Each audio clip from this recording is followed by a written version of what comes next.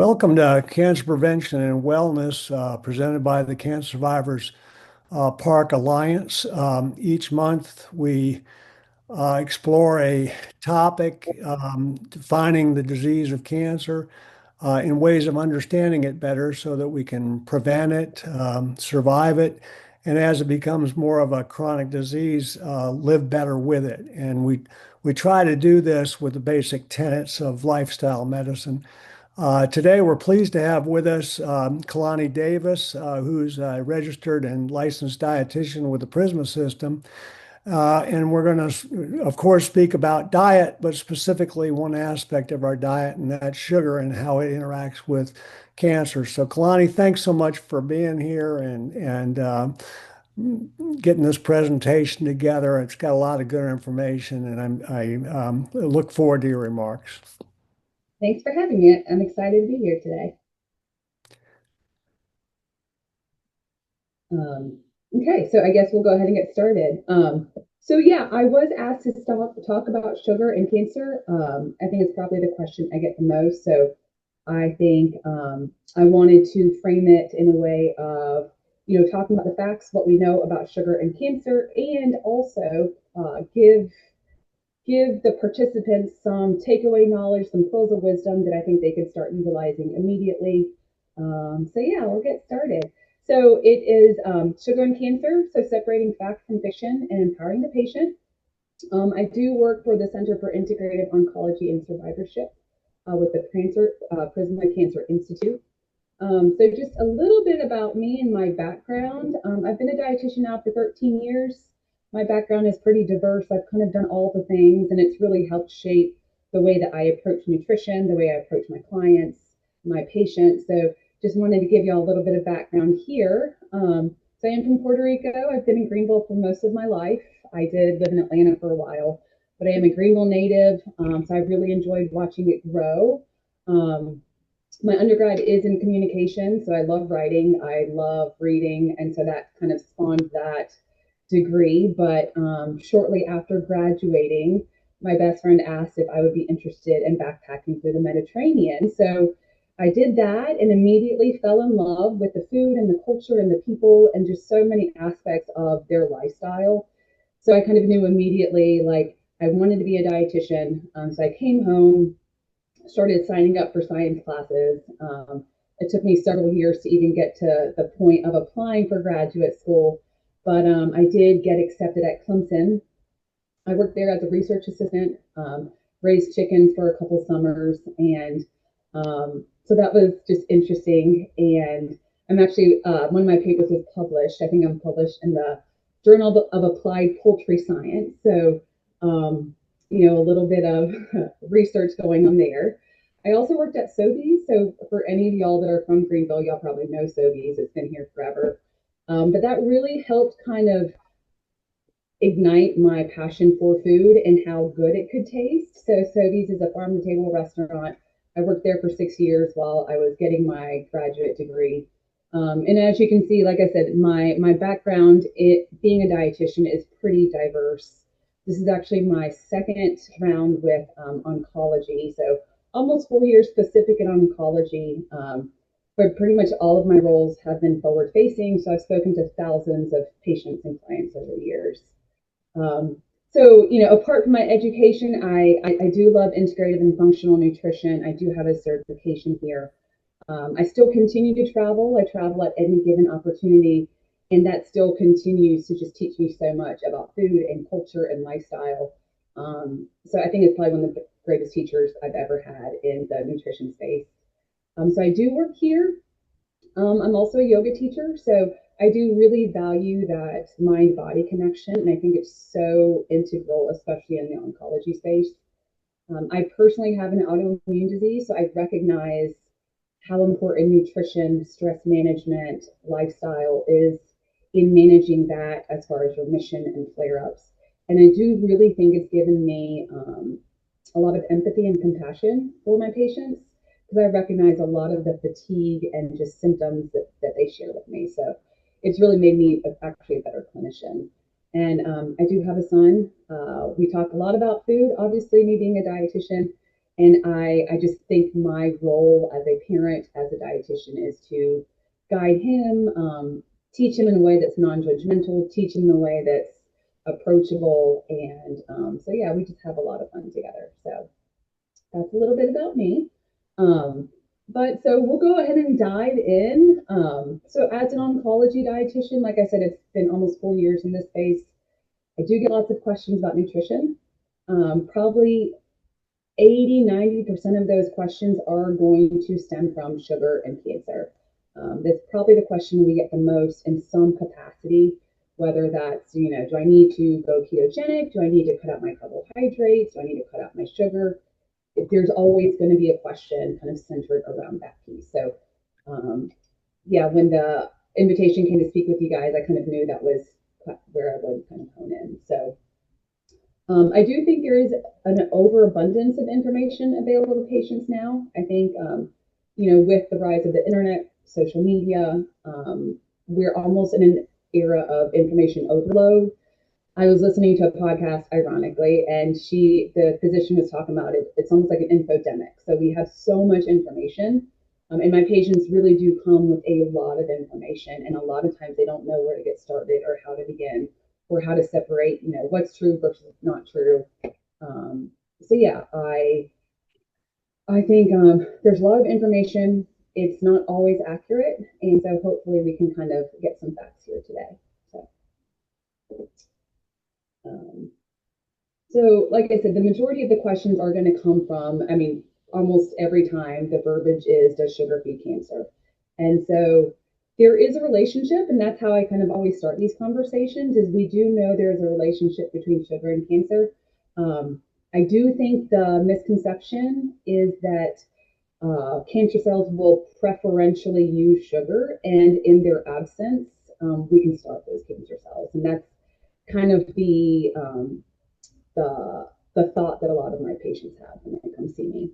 So, another fact here is that we know cancer cells are cells that grow, and a lot of times they don't have any oversight. I heard an oncologist describe it just like this: it's like a car that keeps speeding up instead of slowing down or stopping. It just continues to push that accelerator. So I really liked that analogy. So we do know, yes, cancer cells need fuel to grow, and a lot of that will be sugar. In the absence of sugar, though, they will not starve. They will not, start to shrink. They will, in fact, eat protein. They will eat fat, and they will even eat other cells. So by completely removing sugar, we're not necessarily going to stop the process. I told my patients they were cancer cells were omnivores. Yeah, They'll eat exactly. anything. Yeah. Exactly. I share the same thing. They're hungry, they're going to eat. Um, so, and something else I share with my patients a lot is in the absence of calories, and I'll use calories and energy kind of interchangeably, but in the absence of enough calories, cancer cells will break down muscle, they'll break down fat, they'll break down these tissues in order to obtain the energy they need. So, if we've removed carbohydrates or sugar, they will begin to use, like I said, muscle mass, fat mass, and we will start to see a lot of weight loss in our patients. In fact, unintended weight loss is often a first sign of malignancy. So a lot of times we'll see that even before a diagnosis, or maybe that's what drove the patient in to, get diagnostics. And something that I see a lot on the front lines is, inadequate oral intake. So whether that's food, hydration, a combination, this will lead to weight loss. I've seen a lot of lean muscle mass loss, which will make our patients weaker, less able to tolerate therapy, possibly cachexia. And we know that comes from, again, cancer cells like to eat. So our metabolism may be higher. We may be eating less. So we know there's a calorie deficit. And this calorie deficit, comes from, again, cancer cells needing to eat, us eating less. And a lot of times, again, if we're removing a whole food group, it can be really hard to manage that piece.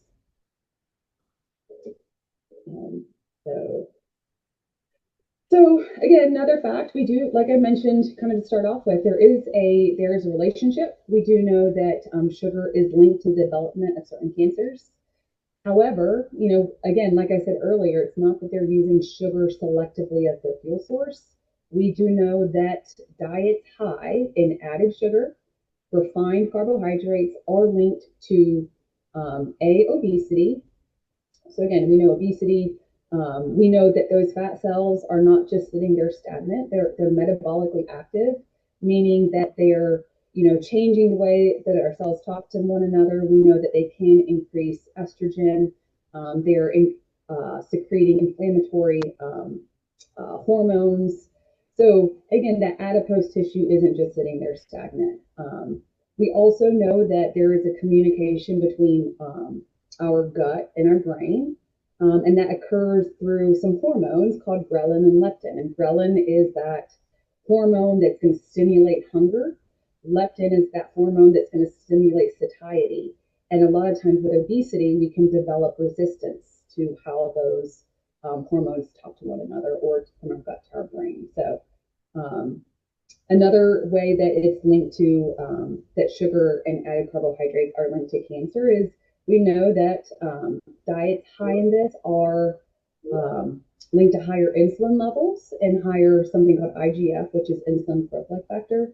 Uh, at the end of the day, and I always tell patients this, they may not be a diabetic, they may not be a pre-diabetic, but we know insulin still plays a role.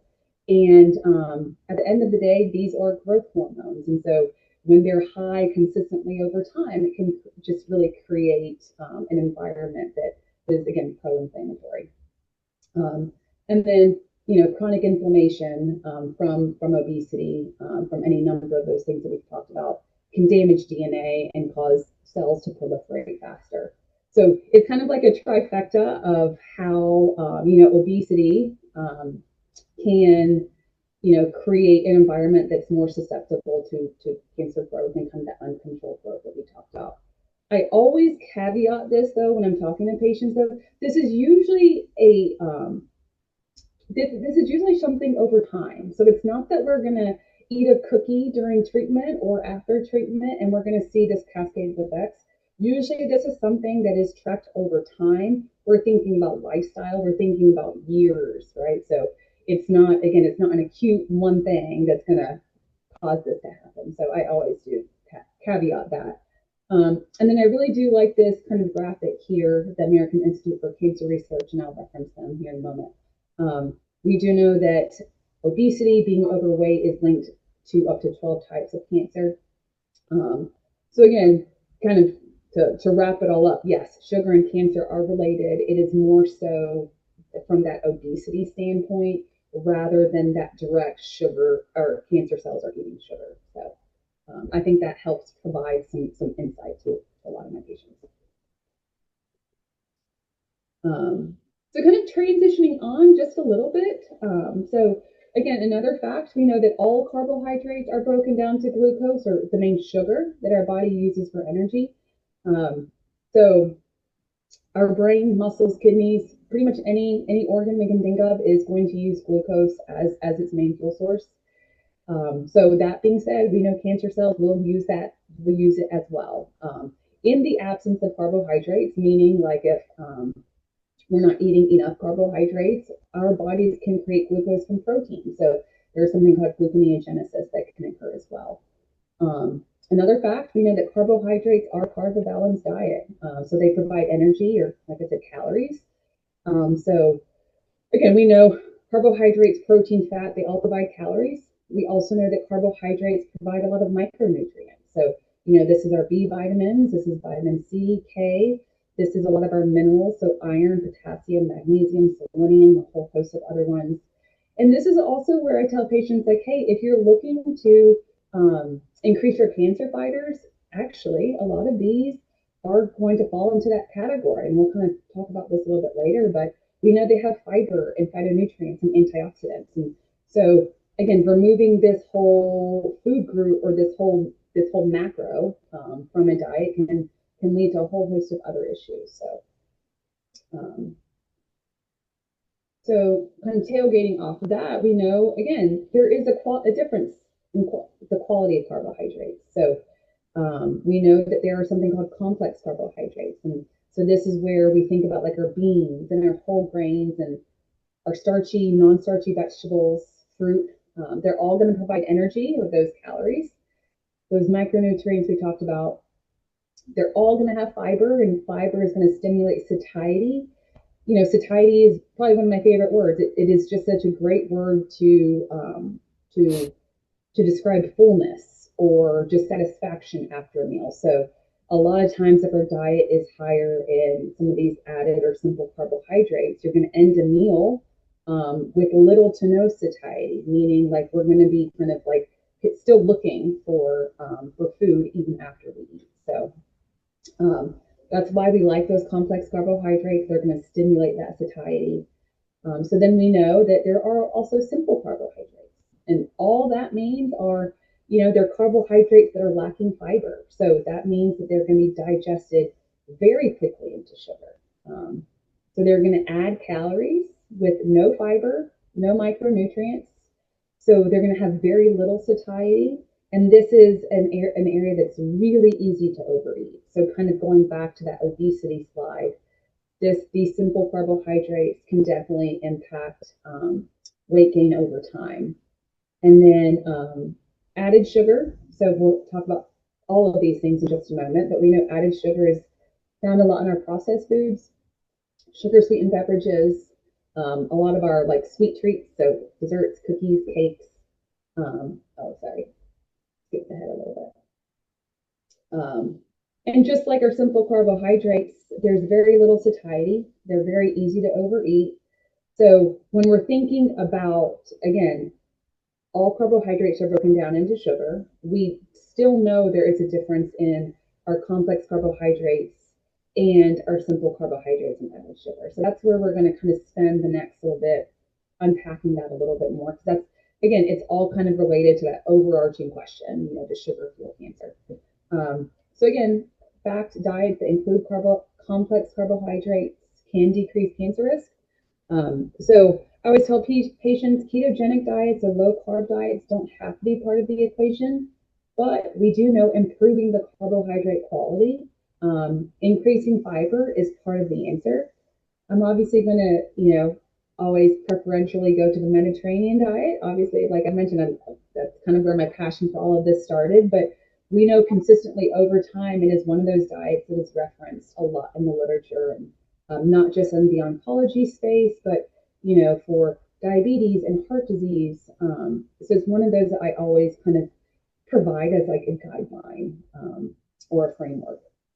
And so lastly, we know diets and simple carbohydrates, those added sugars, are linked to weight gain, obesity, and that thus can increase cancer risk. So we are going to unpack that a little bit because I know there's a lot of information on that slide.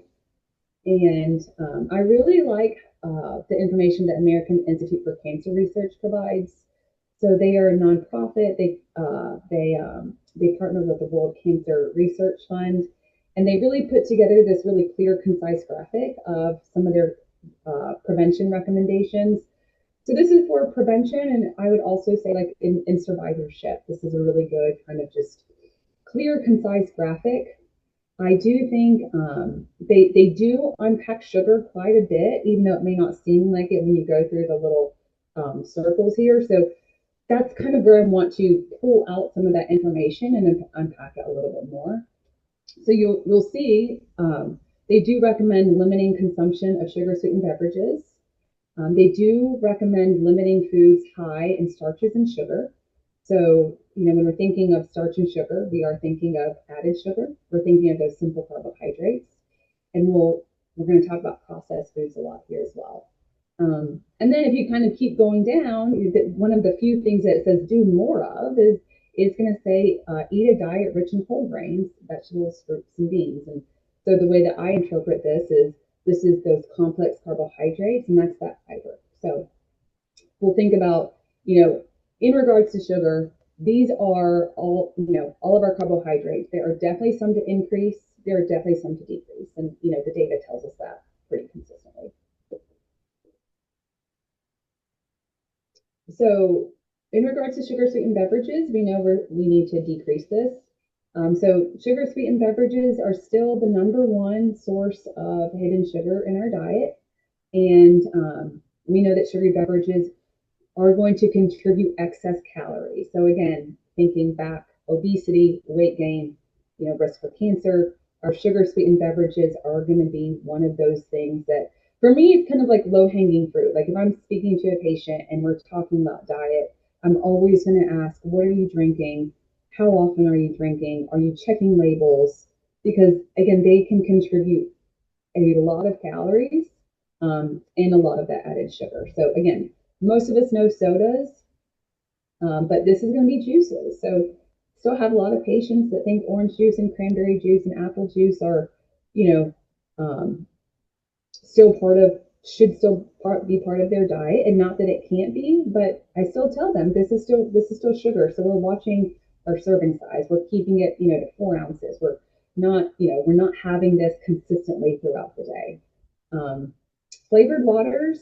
So there's a big push for sparkling water, and I think some of them are really good products. I use a lot of them myself, but this is still where I'm going to tell a patient to check the label. Some of our flavored waters are still going to be high sugar.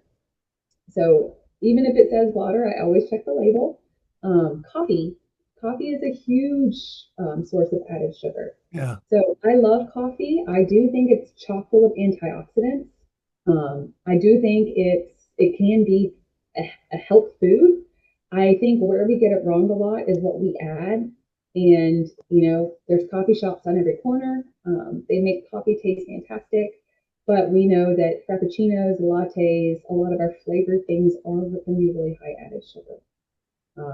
So tea, we live in the South, so sweet tea, Yeah, even we always talking about the Western diet, but we have the Southern diet we have to deal with yeah, too. And yeah. it clearly takes energy to find stuff that is not being mass produced and advertised for you to feel good about your taste. So it does take a lot of energy to find the right foods. It does. And so I did put in a few slides here about, like, again, empowering the patient. Like, I recognize when we're first kind of making those transitions, when we're first trying to make better choices, it can feel like we're swimming upstream, right? Because we do live in an obesogenic environment, meaning like it's it's everywhere. So yeah, like I said, hopefully by the end of this, we'll have a few tools to take away on how to navigate. That'd be great. So I always just so I put this in here because we know that a lot of fast food places, a lot of restaurants, a lot of coffee shops are going to advertise their calories, right? And I think this is forward progress. But I think a lot of times with our beverages, we might look at a coffee and think, hey, that's only 100 calories. Um, so, why does 100 calories matter, in my coffee, in my drink?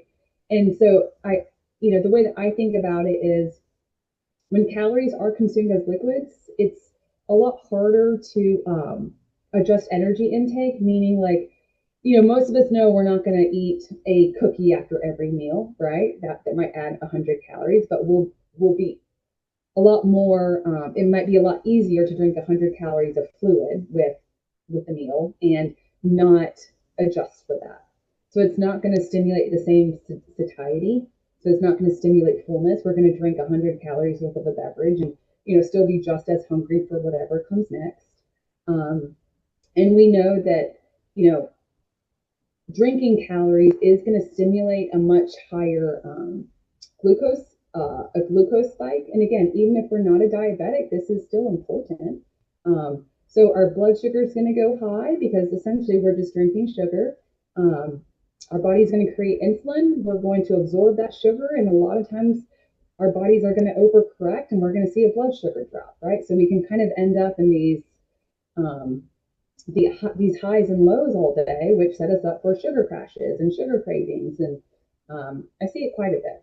And then lastly, fructose, so mostly in the form of like high fructose corn syrup, can really put extra stress on the liver. And so we've seen kind of a rise in fatty liver and all sorts of things. So even if it is just 100 calories, it is always a place that I'm going to kind of unpack a little bit with my patients. So I get this a lot too. I don't drink soda. And this is where, again, checking out that label. I know label reading is not fun. A lot of us don't like doing it, but I always tell people if we're going to start making changes, it's just good to kind of know what's going in our bodies before we even make any changes, right? So a couple of these things here, like, again, sweet tea, that can be 33 grams of sugar in a 16 ounce. So, if someone's eating out for lunch every day, I've had some patients that say, hey, I get a sweet tea before I leave and go back to work, I get another sweet tea. So this is just an area where can really increase our sugar intake. I love Starbucks. I love coffee. Like I said, I probably drink too much. I usually drink mine black. It's just something I've always done. But I was just curious because, they always have fun drinks. So I just shared a couple of their trending coffees for 2026. They're making a big push on like their protein coffees now. But so a couple of their spring trends, their iced Dubai chocolate mocha has 57 grams of sugar. And their again, matcha. So matcha is green tea, right? So we know green tea has an antioxidant. It's a cancer fighter, but in this in this drink, probably not so much. So 37 grams of sugar. So always encourage people. It's always just worth knowing what you're putting in your body. So, I always get this question before we move on of how much added sugar am I supposed to have? And it's a great question. For a long time, we had zero guidance on this, and it was just kind of a guessing game. So the American Heart Association has some really nice guidelines. For men, they've recommended no more than 9 teaspoons, and for women, about 6 teaspoons. How this gets tricky, though, is if you look at a label, you're not going to see teaspoons or tablespoons, right? You're going to see grams. And so I always encourage my patients, memorize this. 4 grams of sugar is going to equal to 1 teaspoon. So really easy conversion once you kind of just get used to it. I always tell people, look at your label, go down to added sugar, which I'll show you where it is. 4 grams of sugar is 1 teaspoon. So if we go back here, if we're having, an iced double berry matcha, that's 9 1/4 teaspoons of sugar. Yeah. So even in one drink, we're exceeding our recommendations, and that happens for a lot of these drinks I have listed here. Where in one beverage, we're just overshooting that, and that's not counting any food or anything else we're doing the rest of the day. So for, again, reference here, 1 16-ounce soda has 52 grams of sugar. That's 13 teaspoons, or just over 4 tablespoons.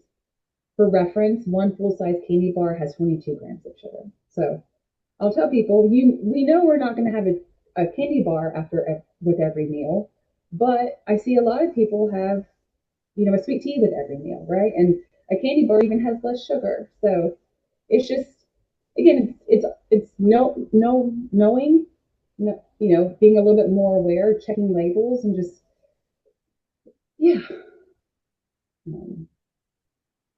So we talked about sugar sweetened beverages. The next kind of piece here is limiting foods and starches and sugar.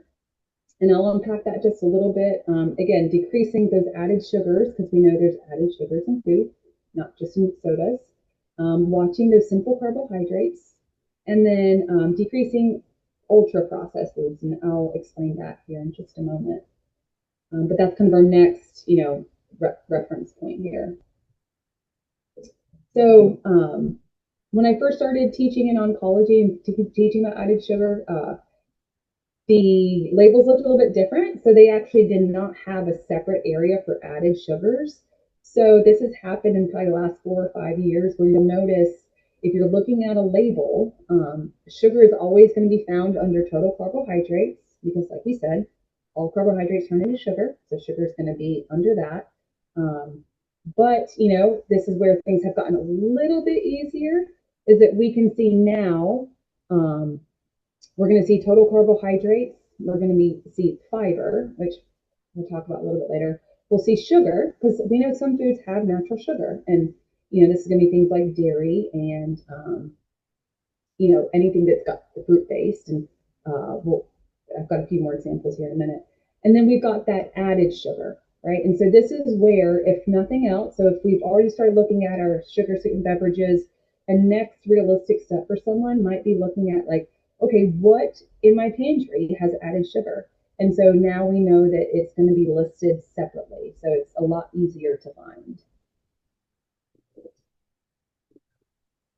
So added sugar is found in a lot of more in our more processed foods, but essentially the food industry has done a really good job at taking like what we know is healthy food and just kind of adding a little extra. So I have a couple examples here. So I like plain Greek yogurt. I fell in love with plain Greek yogurt when I went to Greece and like realized how often they have it. And now we know it's a powerhouse of protein, and we know it's got probiotics, and we know it's also got natural sugar. So we know lactose is the sugar found in milk products. So I just wanted to compare like two labels here. So we've got our plain Greek yogurt on our left. You'll notice total carbohydrates is 11 grams because again, there's natural sugar. So you'll see the total sugar there is 9 grams. That is sugar that is naturally present in dairy. So if you look at the vanilla Greek yogurt, and I chose vanilla because a lot of my patients still think vanilla is a plain equivalent. It is not. It's still going to be fortified or added sugar here. So you'll notice total carbohydrates now are 25 grams, but the total sugar has jumped up exponentially. So we've got 23 grams. And then of that, we know most of that is going to be the added sugar that's coming with, the labels here is from the cane sugar, but just to make it sweetened, to make it flavored. So you'll notice that we've gone from 0 grams of added sugar to 15. This could be an easy, I don't want to call it a mistake, but this could be an easy choice for somebody who's been told like, hey, Greek yogurt is a great protein source. Let me just make that swap.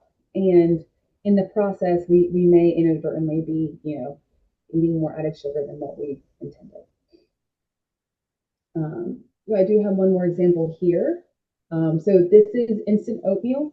So you'll see the one on the left is actually the flavored. So we've got, our carbohydrates again.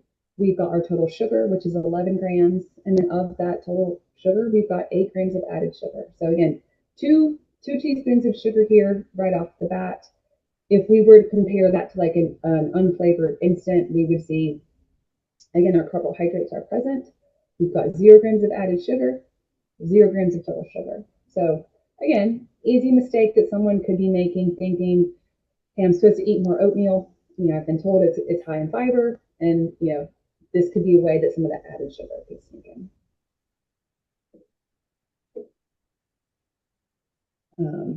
So I did want to talk about simple carbohydrates for just a moment, and we'll kind of revisit this in a few of our other slides.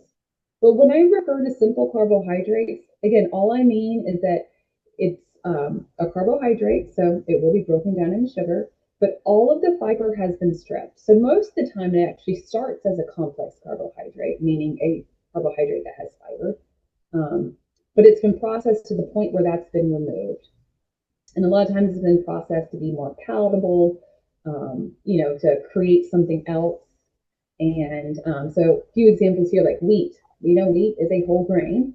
We know wheat is processed to make white flour, right? So the fiber has been stripped to make white flour, which from that we make white bread, we can make white pasta, we can make crackers, a lot of baked goods. Very rarely do I find that wheat is eaten in its whole food form anymore, right? Like we would have to get really good high fiber bread, 100% durum wheat pasta. So usually wheat, unfortunately, is just kind of processed down. Everything is stripped, and we're left with something really white, fluffy, and super palatable. Sometimes it is fortified, meaning iron's added back in. Sometimes our B vitamins are added back in. But again, most of that fiber is gone. So again, same thing with rice. Rice, brown rice, white rice. Potatoes are another one that's kind of processed a lot. So patients are surprised when I tell them potatoes are fine, and potatoes actually have potassium and they have fiber, and they can actually be a really good source of nutrition. However, usually we've taken them and we've processed them to get potato chips or French fries or, you know, powdered mashed potatoes, these really super palatable, easy to overeat form of potatoes. Same thing with corn. Corn has lots of B vitamins and fiber, and it can actually be really, part of a Mediterranean diet or whole foods diet. But again, we've processed it. Corn chips, high fructose corn syrup is another one that just kind of comes from here. So again, like I said, they're white fluffy carbs. They're easy to eat. They're super palatable. They're fun. A lot of our fun foods are made from these, but they, again, very easy to overeat, contribute very little actual nutrition. So again, we're going to get the energy without the satiety, and they're just really easy to overeat. So yeah. So I did want to spend a little bit of time kind of, because the thing is with simple carbohydrates, if we look at the label, we're not really going to see a lot of added sugar listed. And so I think it's a little bit easier to kind of just like pinpoint like, hey, these ultra processed foods, are usually the foods that have that high added sugar and are going to be high in those simple carbohydrates. So sometimes it's thinking more along this line versus, added sugar, simple carbohydrates. I just think about kind of this group. So, according to Johns Hopkins, ultra processed foods are essentially just foods that have one or more ingredients that aren't found in the kitchen, meaning a lot of them are going to be synthetic. They're going to have a lot of sweeteners, a lot of added sugars, hydrogenated oils that we know can be pro-inflammatory, a lot of artificial flavors, a lot of artificial colors. Again, they're just designed to be super palatable and super easy to overeat. And so, this statistic here, as of 2025, at least 50% of our diets are made up of these foods. And in some cases, up to 75%. And then I saw for kids, it's like 60%. So ultra processed foods here, again, are going to be sweetened cereals like muffins, Pop-Tarts, pastries, biscuits, a lot of our fast foods, easy to eat meals, box meals, frozen foods, fast food. Most of our packaged snacks are going to fall into that category. Obviously candy, and our mass-produced sliced bread. And when I say that, I'm really thinking about like the white fluffy stuff that again has little fiber, has little structure to it. So that's what I mean by the mass-produced sliced bread. So, and again, the reason why this is kind of pinpointed is that at this point, over half of our calories are coming from these foods. So again, if a patient is coming to me, with that initial question, sugar, cancer, obesity, carbohydrates, I'm really going to unpack, what their diet looks like and how much ultra processed foods are in their diet. And that's probably going to be where I start with my counseling. So a lot of my patients, their calories are coming from these ultra processed foods. So again, I tell them like these foods are designed, so made in a lab by and made to be very easy to overconsume. So they're hyper palatable. They have just the right sodium and sugar content to make us want to eat them and make us want to eat more of them. So at this point, a lot of times it's not even like a willpower thing. It's that you are literally eating a food that is designed to be overconsumed. Right. I mentioned this in the first couple first slides, but that's those satiety signals. So meaning the signals, the hormones that tell us we're full and hungry, don't respond the same way to these foods. So we can end up eating a bag of chips and for some reason 10 minutes later go eat another bag of chips, and we are by no means full. And so a lot of times it's that miscommunication that can happen that can lead to the overeating and the weight gain over time. And again, a lot of these foods are going to be high in those added sugars and also the simple carbohydrates, and again, low fiber. So they're going to be broken down into those sugar components really quickly. We talk about the weight gain, we talk about fatty liver. diabetes, high triglycerides, and, kind of how this, what we're talking about in this presentation is that cancer risk. So I found a couple studies where, those diets higher in these ultra processed foods can lead to an extra 500 to 800 calories daily. So again, knowing that could lead to an easy pound or two, every couple weeks, and that steady incline. Um, so it's always something that I bring attention to. So I did include like a little 24-hour diet recall, and so again, I have talked to hundreds of patients. I've been a dietitian 13 years. Most of my roles have been forward facing, so heard a lot of diet recalls. So I chose these foods pretty intentionally because, again, there very few of them are going to be glaringly like awful. Right. So again, this is that patient who's maybe been told to increase their oatmeal because it can lower their cholesterol. So maybe they're choosing that apple and cinnamon instant oatmeal that we looked at the label. Maybe for a snack it's some cheese crackers. For lunch, they're doing a peanut butter and jelly sandwich on just whatever bread they have, an ounce of chips, so a little snack bag. They're trying to cut back on their sugar, so they've done a half and half 16-ounce sweet tea here. So half unsweet, half sweet. Again, maybe they've been told to increase their nuts because, again, they have um, heart disease, or maybe they know that, hey, nuts have some fiber and some protein. So, they're doing some trail mix with, just some little chocolate pieces in it.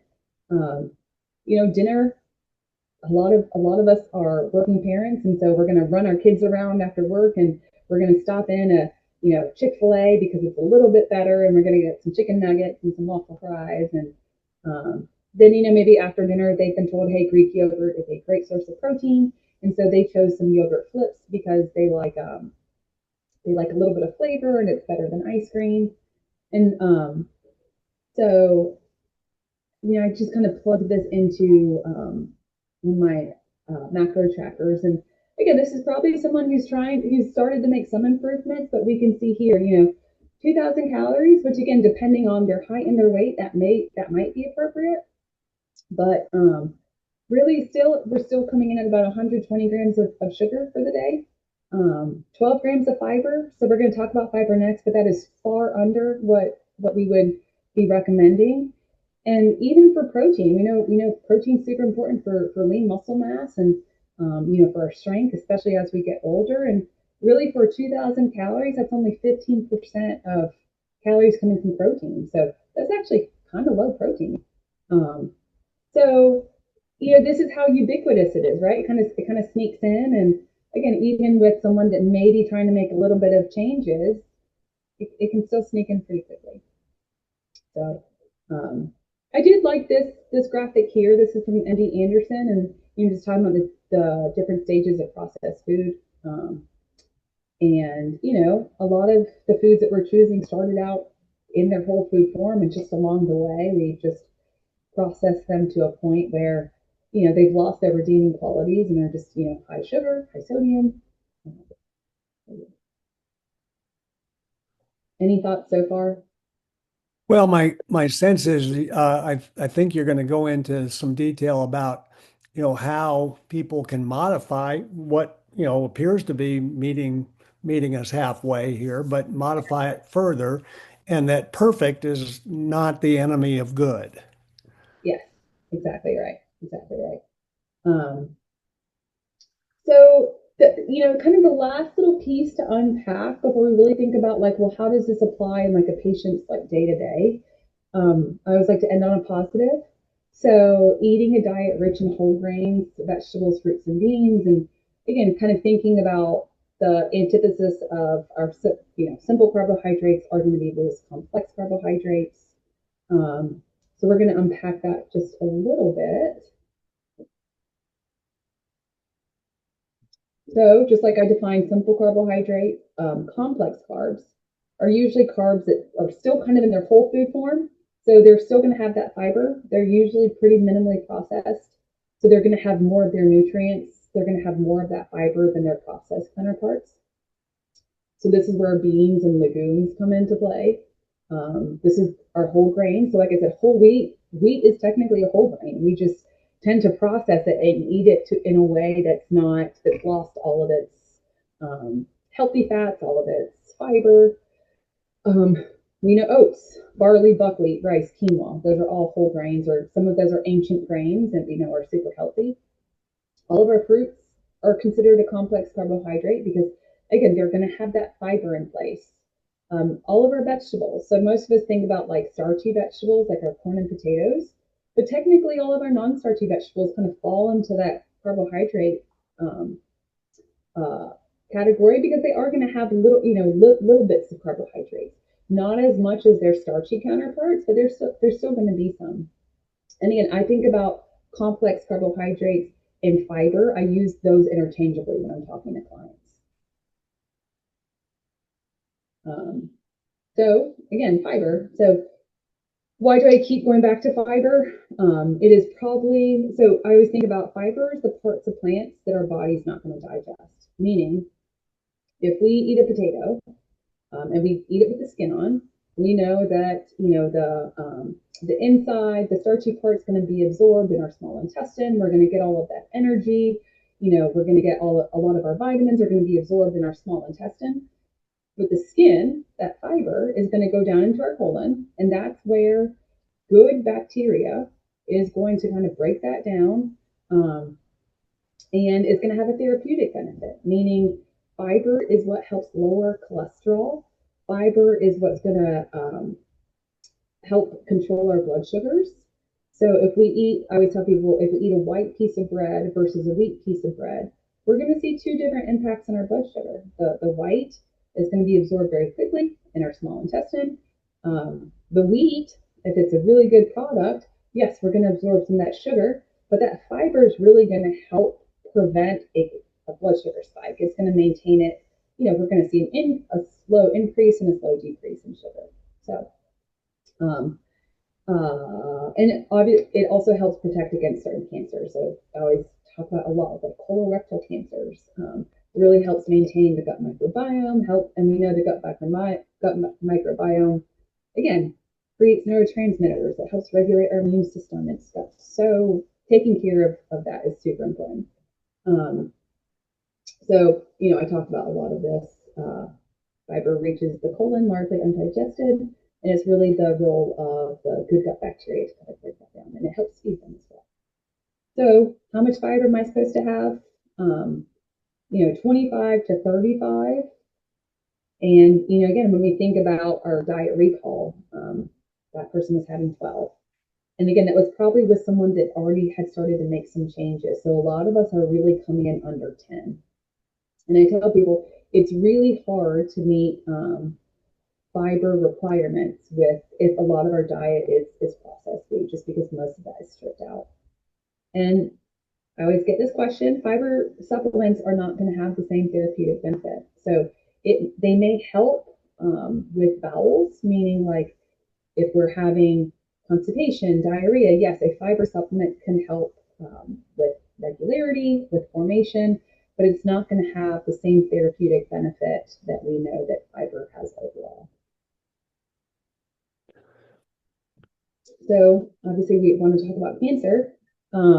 So we know there's complex carbohydrates. So those foods we listed, that the foods that have the fiber, they're going to have something called phytonutrients or phytochemicals. And all that means are going to be compounds that are naturally present in the plant. So plants are stressed, from the sun, from insects, from, harsh environments, and they begin to build up these phytochemicals that help themselves protect themselves from, the outside world. And basically, when we eat them, we actually get a lot of these benefits. So hormesis is just I love that term, but it's just a stress that's created, right? So we know that a lot of these plants are going to create these phytochemicals in response to a stress. When we eat them, we can see a lot of health benefits. So we can see those antioxidants. We can see those anti-inflammatory properties. We know they can help boost the immune system. We know that they can help, the liver and support detoxification pathways. So we can see a lot of therapeutic benefit when we eat these foods.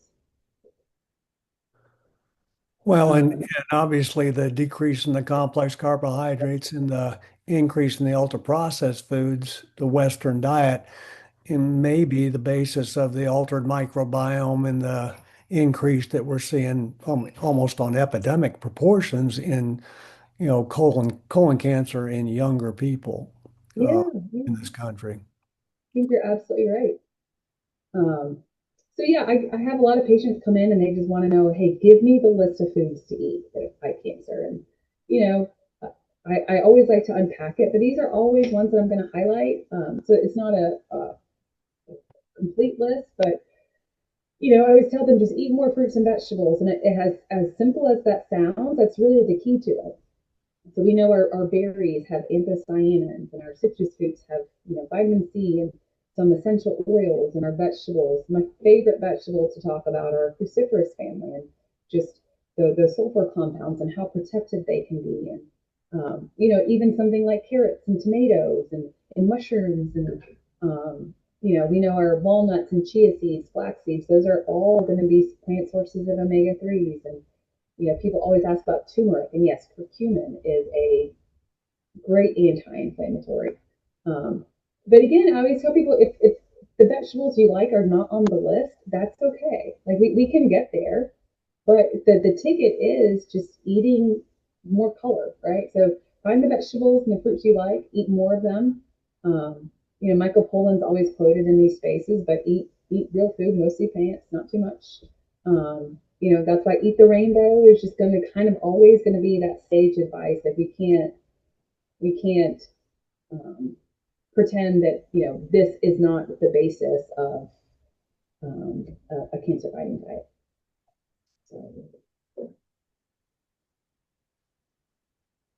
So, now we'll talk a little bit. I know that's a lot of information, but like I said, a lot of my time is spent with patients in real time.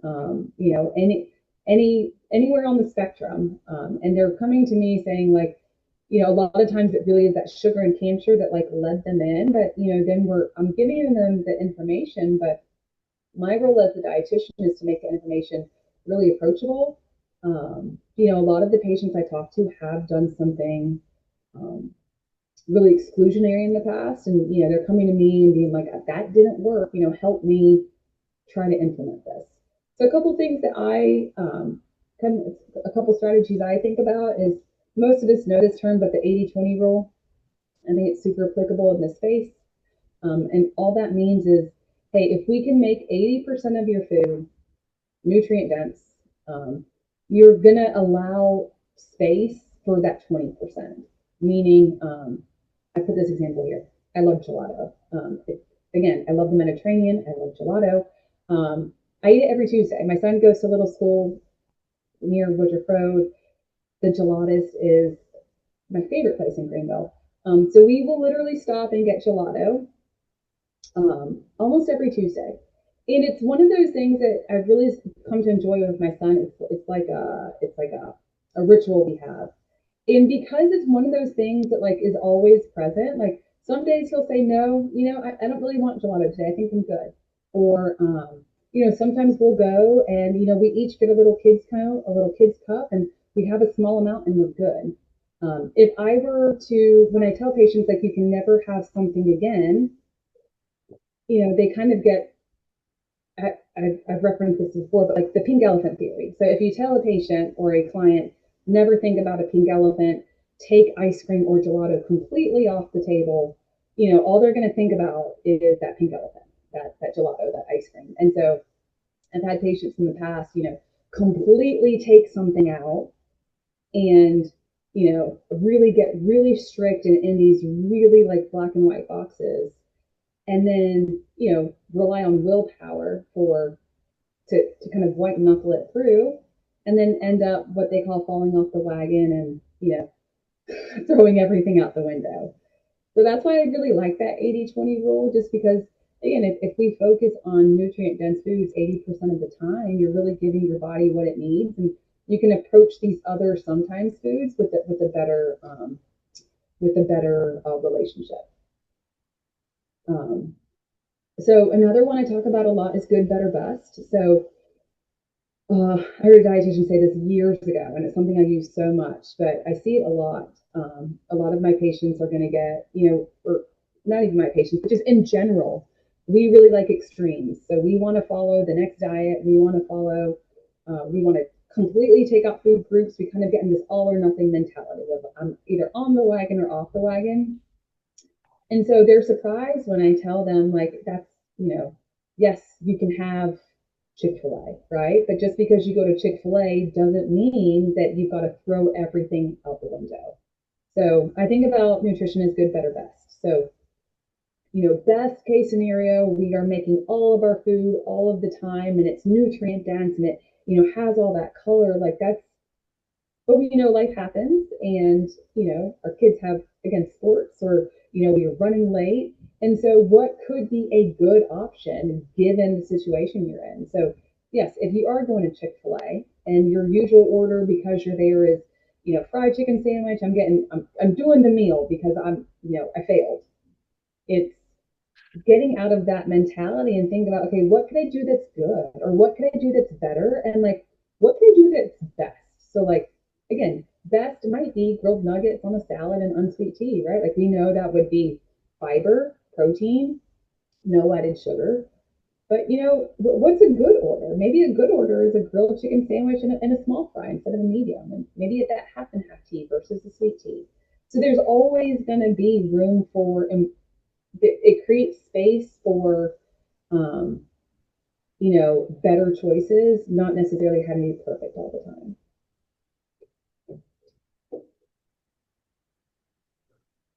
So kind of thinking that good, better, best kind of in response to that diet recall we talked about. Like, again, apple and cinnamon instant oatmeal, like that's not necessarily bad, right? But recognizing there's probably room for improvement. I'm going to sit down with the patient and think about like, how could we close that gap between what you're doing now and kind of where best is and where can we fall in that middle? So again, good might be buying a plain and adding apple slices or instead of buying the instant, we know the rolled oats would have a little bit more fiber. So is that a step we could take?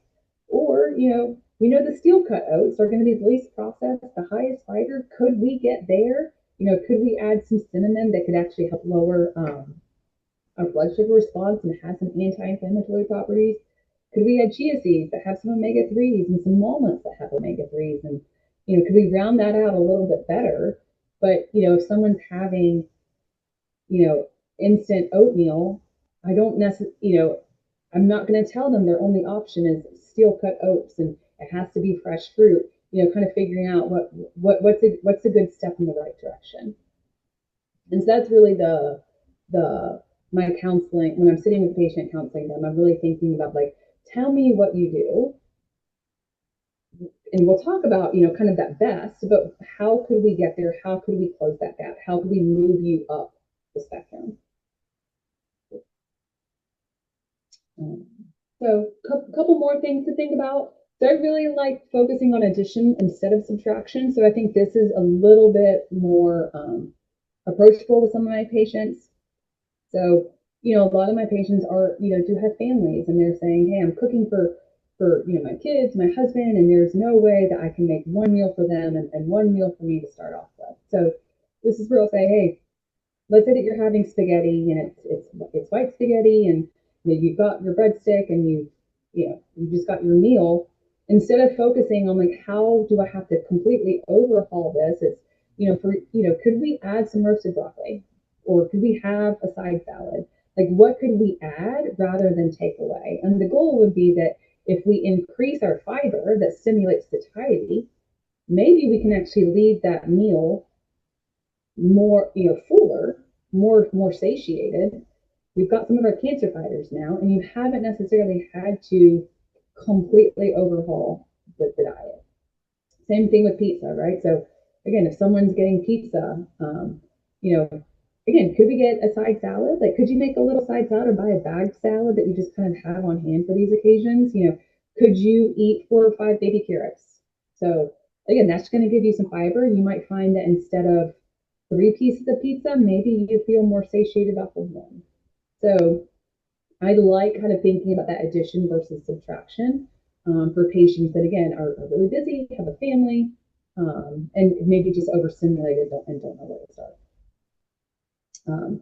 And then lastly, I mentioned this earlier, but I do think success is only as good as our system. So meaning I have a lot of patients that are coming to me telling me like, hey, I just need more willpower. Like I know what I'm supposed to do, but I used to be able to do it really easily and now it's a lot harder, and kind of like shaming themselves for not being able to kind of start moving.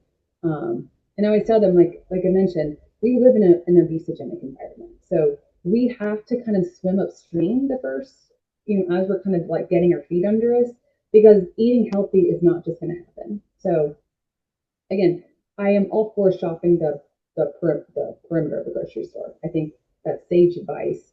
And I'll tell people like, hey, and maybe buy some canned tuna or some canned beans or some Greek yogurt or some frozen bean burgers, and sometimes even a rotisserie chicken. Yes, is it higher sodium? Yes, but I would much rather you come home, have something that you can throw together quickly versus only have, these ingredients, all of these fresh things that, you're coming home late. The thought of preparing something is hard. And where you might have stopped for fast food, maybe, like, hey, I have some bagged salad at home. I have some frozen veggies. I have a frozen bean burger, some canned tuna. Let me do that rather than stopping and getting something. So a lot of times my support isn't even the education piece, it's more so helping them get the right systems in place. Oh, one more. So lastly, just to wrap up, so empowering the patient again. So just meeting them where they are. A lot of my patients are really nutritional savvy. Maybe they've had a lot of education. Maybe they've done a lot of research. A lot of my patients are overwhelmed. They've eaten processed foods for a lot of their life. They don't know where to start. And so my recommendations will really vary based on what their starting point is. So I really do recommend, assessing where you are, and then kind of setting realistic goals and expectations from there. And to piggyback off of this, like I always try to figure out where they are in their cancer journey. So in prevention, survivorship, it really is going to be diet improvement, increasing fiber, decreasing processed foods, all of those things that we mentioned.